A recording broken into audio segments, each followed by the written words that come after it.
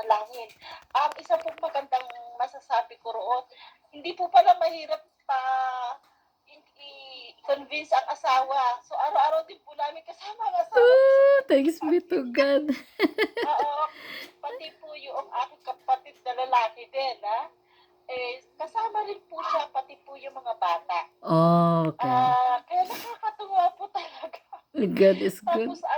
ang bukod pa po roon, siguro masasabi natin na 'pag talagang ika'y may itinanim ay may mabubuting aanihin ka. Aanihin. Bakit ko po nasabi? Kasi mai-share ko po muna sa inyo noong pong, pagkatapos ng review ng aking anak, nung malapit na siyang kumuha ng exam, ang sinabi niya na sa akin is, "Mama, please help me in prayers." Doon po ako umiyak. Doon po Yun. ako umiyak, doon ako nag-worry sa petition na 'yun ng aking anak. Bakit po? Kasi hindi ko alam kung paano magdasal para sa bagay na 'yun. Sabi ko nga sa inyo, napakalit ng aking pananampalataya, hindi ako nanggaling sa relihiyosong pamilya. So,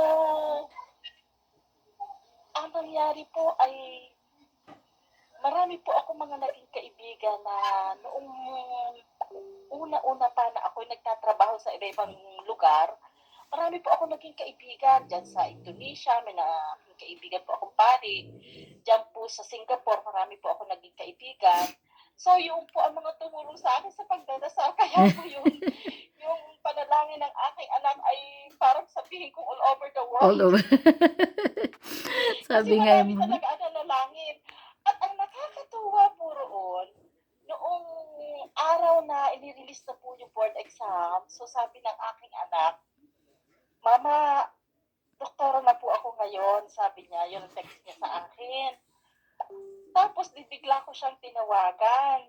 Sabi ko, "Oh anak, kumusta ka diyan?"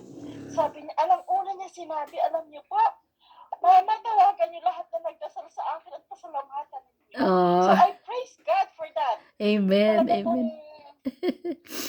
talaga pong Oo, una ang sa lahat ay at Philippines. least nakilala niya, naalala niya yung mga taong kailangan niyang balikan o Balikan ng pasalamatan. pasasalamat, oo Bukod nga. oo, na ginamit ng Diyos. Ginamit ng Diyos. Ayun. Ayan, oh, sige Thanks God then. Thanks God. ayan, thanks God nawala na naman ang Thank you rin sister, Philippines, Thank opo. you. Yun.